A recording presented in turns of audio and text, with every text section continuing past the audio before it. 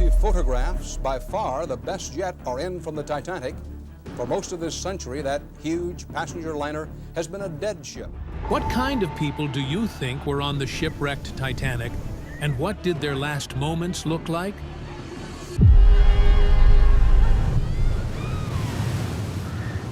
Gentlemen, it has been a privilege playing with you tonight. Well, some salvagers may have found the answers you need. It is the largest piece of the Titanic that will, in all likelihood, ever be recovered. This is the only letter written on Titanic stationery to have actually gone into the water and survived, hence... What they found on the Titanic left them speechless, and here is the great story of some lost objects.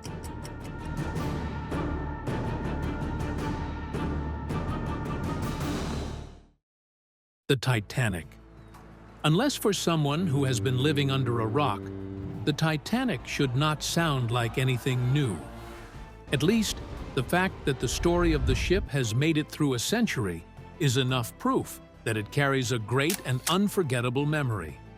However, on the 10th of April, 1912, the 2,240 passengers and crew members would never have thought their journey would make it into the book of history. In fact, many of them might have seen no need for a life jacket because the ship was said to be unsinkable. So, with the passengers hoping that they would reach their destination in about a week, the maiden journey on the Titanic kicked off at Southampton, and the ship was headed to New York City. Great meals served and good music to accompany them, the journey through the North Atlantic Ocean must have seemed like the biggest party of a lifetime for the passengers. And since they were having such a great time, the 5 days which they had spent on the ship would have seemed like a few minutes. However, those 5 days soon became the last moments of over 1,500 people aboard the ship, as the Titanic hit an iceberg on the 15th of April, 1912. The incident that night broke the unsinkable Titanic and caused it to plunge to a depth of about 12,000 feet, leaving thousands of people to fight for their lives in the dark, freezing ocean. Well, the ship still sits at the ice-cold depth of the ocean, where it has become food for sea bacteria for over 100 years. However, a host of items found on the ship and all around the area of the shipwreck has given a glimpse into the kinds of people that were on the ship and what their last moments might have looked like. While the bodies of the people were recovered, their belongings and valuables remain a testament to what is regarded as the greatest shipwreck in history, where the first passengers of the Titanic became its very last. The lookout bell. Sometime in 1987, oceanographers discovered and retrieved something that holds a major significance to the wrecking of the Titanic. It was the ship's lookout bell, the sound of which heralded the great disaster. I mean, we all know what lookout bells do on ships in ancient times, right? On the night of the disaster, the lookout guy, Frederick Fleet, who later survived the shipwreck, saw the massive iceberg which caused the tragedy. And, as his duty was, he rang the bell 3 times to let the captain know about the impending danger. However, according to him, the night was calm and moonless, and he did not see the iceberg on time, so the ship was already too close to it, and the lookout bell could not save the day. About 75 years after the shipwreck, the bell was discovered in the debris and is now displayed in the Titanic Artifact Exhibition. Edmund Stone's pocket watch. In the history of the Titanic, something as little as a pocket watch seems to tell a story. The pocket watch, which belonged to Edmund Stone, a steward on the E-deck, was found after his body was recovered, and the watch stopped at 02:16 a.m., the exact time the ship sank. This watch, which was found on one of the first-class crew members, is proof that the stewards were real heroes who fought for the safety of the passengers. According to Edmund Stone's fellow steward on the Titanic, he was supposed to be relieved by another steward at midnight. However, about 20 minutes to the end of his shift, the ship hit the iceberg, and his pocket watch probably started counting his last minutes. Imagine looking at a pocket watch as every tick signified the passing of the last moments. Sadly, that was the case for Edmund Stone. He would have counted down till the second he took his last breath, and his watch also made the last tick. The pocket watch was later auctioned and sold as part of the Edmund Titanic collection. Sidney Sedanary's key. Another artifact which tells the tale of the steward's bravery and service is a key recovered from the body of a steward named Sidney Sedanary. Sedanary was a 25-year-old steward who served the third-class passengers of the Titanic. After the shipwreck, the owner of the Titanic dedicated some ships to the search for the bodies, and Sidney was one of those who were found. Though he did not make it out alive, they found some items in his pockets, and these included a pocket watch and a locker key. Yeah, they may not sound that valuable, but the story attached to the locker key makes it precious. The key had a label on it which showed that it was for a locker where life jackets were kept. Though no one really knows what his last moments looked like, the fact that he had the key to a locker where life jackets were kept could mean that he sacrificed his own safety just to make sure that the passengers had access to life jackets. Such a real-life example of a superhero, if you ask me. After days of searching, Sidney Sedanary's body was recovered and buried at sea, and the items were sent to his wife alongside a letter. However, since the key carried such a great significance to the Titanic shipwreck, it was auctioned and sold for a whopping $85,000 in 2016. That's about $140,000 right now. Wallace Hartley's violin. Not all superheroes wear capes. Some are just English violinists who are willing to sacrifice their lives as they continue playing some calm music, even in the face of danger. Wallace Hartley was that violinist. Gentlemen, it has been a privilege playing with you tonight. Almost 110 years after the wreck of the Titanic, a great rediscovery was made when a violin was found, and every sign proved that it belonged to Wallace Hartley, the violinist who was hired to play with his band on the first and last voyage of the Titanic. The violin had a writing on it, and it shows that it was an engagement gift which was given to Hartley by Maria Robinson, his then soon-to-be bride, who never got the chance of walking down the aisle with him. Asides the tragic story that this violin carries, some of the survivors reported that Hartley serenaded them until the last moment. Even when it became obvious that the shipwreck could not be avoided, Hartley stayed with his band and kept on playing while the passengers were being hurriedly loaded onto the lifeboats. Surprisingly, the violin was recovered not long after the wreck, but it was passed from hand to hand until it was rediscovered in 2006. The aged violin soon became highly sought after, and it was later auctioned for about $1.6 million, but now sits at the Titanic Museum in Tennessee. A music stand which definitely belonged to the band was also found in the debris, and according to the survivors, the band played hymns at the request of the passengers. In fact, many of them reported that the last hymn which they played was "Nearer, My God, to Thee." Though no member of the band survived, their bravery still ranks high in the history of the Titanic shipwreck till today. Luxurious plates and utensils.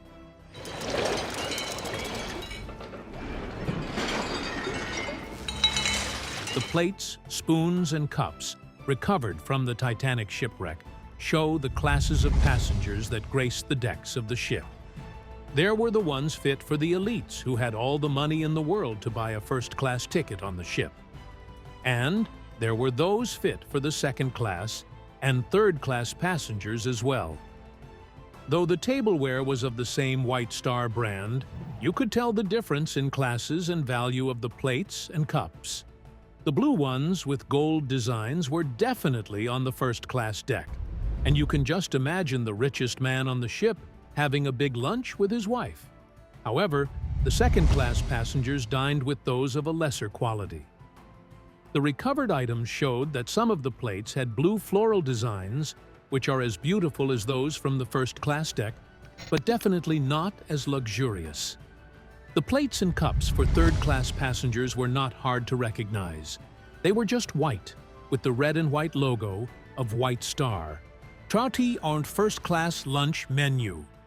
Unbelievably, one of the things that outlived the Titanic is the first-class lunch menu. And while people in the present world may not know what the passengers in the first-class deck looked like or what their lives were like, we know what they ate the day before the disaster. On the 14th of April, 1912, the first-class passengers of the Titanic were feasting on expensive meals, but unknown to them, there would be a great disaster the day after their big feast. The first-class lunch menu, which lists some of the most expensive meals you can imagine, was found on one of the passengers who probably grabbed it as they were being loaded onto the lifeboat, maybe as a remembrance of the pleasurable moments on the ship. And, though it may seem like an insignificant piece, it shows how transient life may be. One day, the passengers were wining and dining, and the next, they were fighting for their lives. It also shows how much most of them enjoyed their voyage, that they would never have imagined it to be their last. Thanks to the passenger, we get to see how the wrecked Titanic was a kind of dreamland for the first-class passengers before the tragedy. After the first-class lunch menu was recovered, it became one of the most precious things that outlived the Titanic shipwreck and served as a testament to the historical event. So, the menu was considered as a prized artifact and was placed in the Titanic Museum of Artifacts. A heartwarming letter.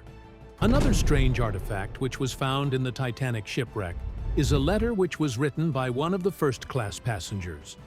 Strange, because the piece of paper remained intact, and the writing on it could still be read. Only letter written on Titanic stationery to have actually gone into the water and survived, hence. The passenger named Alexander Oscar Holverson was a successful businessman who boarded the ship with his wife. And on the 13th of April, he wrote a letter to his mother, telling her about his experiences on the ship. According to his letter, the Titanic ship was big, and he thought of it as a luxurious hotel. He wrote that the meals and the music were great, and that the weather was good too. He also added that if all goes well, they would be in New York on Wednesday, which was about 4 days to the time he wrote his letter. However, the letter became his last, and it never got to his mother because the ship wrecked 2 days after he wrote it. Sad, huh? Well, his wife was saved, and she would recall how her husband wrote his last letter beside her and how he fought for his life at sea. But, on the heartwarming side, his body was recovered, and the letter was sent to his mother, to whom it was written. Years and years later, the priceless letter still carries a fragment of the history of the Titanic, and it was later auctioned for about $160,000 in 2017. Old perfume vials. While someone like Alexander traveled with family, so many people on the Titanic were traveling for business, and one of them was Adolphus Saalfeld, a German chemist who was in the business of making perfumes. Adolf was one of the first-class passengers on the Titanic, and he was sailing to New York City to present his perfume samples to American clients. However, he did not make it, and his tiny perfume vials perished with him at sea. There are no reports that his body was ever recovered, but one thing that proved his presence on the ship was the leather bag containing 65 vials, which was recovered from the debris. The vials contained newly developed floral perfume samples, and they became one of the most popular items that were recovered from the wreck of the Titanic. Years after the recovery of these perfumes, they were redeveloped by scientists as part of the Titanic Artifact Project, and they include several scents ranging from roses to violets. The perfumes were auctioned and sold under the Titanic collection, and some were kept in the Titanic Artifact Museum as proof that the perfumes were found in the wreck of the Titanic. Tons of steel hull from the Titanic. Since the wreck of the Titanic, the name of the ship and the events surrounding the wreck has traveled all over the world, but not many people can really boast of seeing the ship or knowing what kind of material it was made of. And since the remains sit at such a great depth with extremely freezing temperatures, trying to reach the depth to see the remains of the ship may be an impossible mission.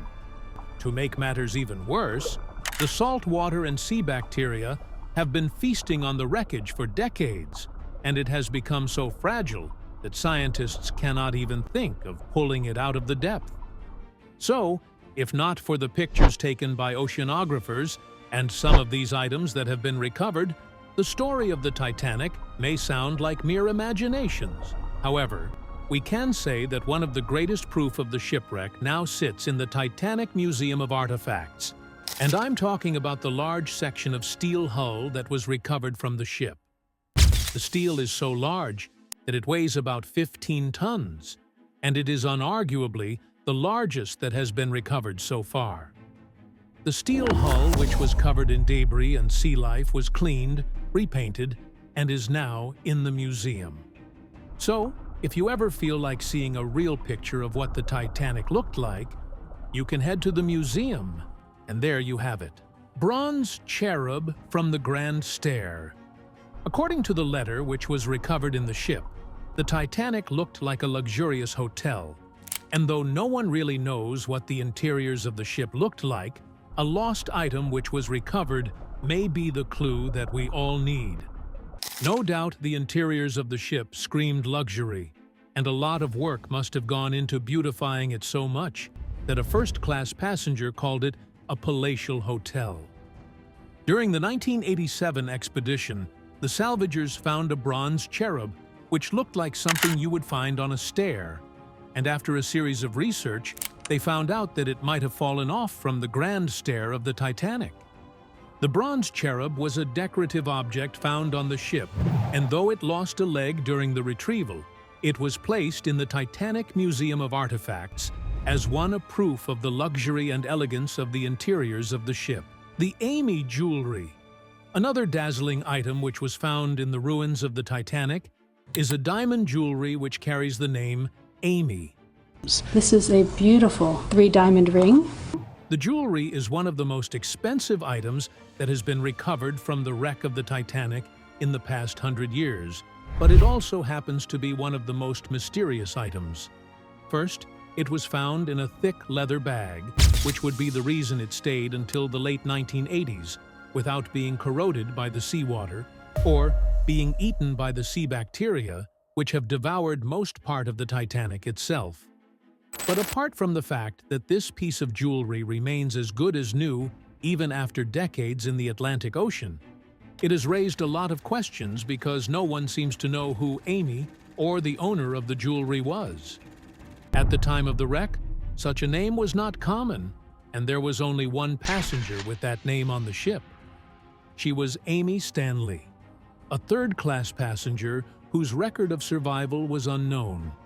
However, the likelihood of a third-class passenger owning such expensive diamond jewelry is very low. I mean, it would have made sense if it belonged to one of the rich first-class passengers, right?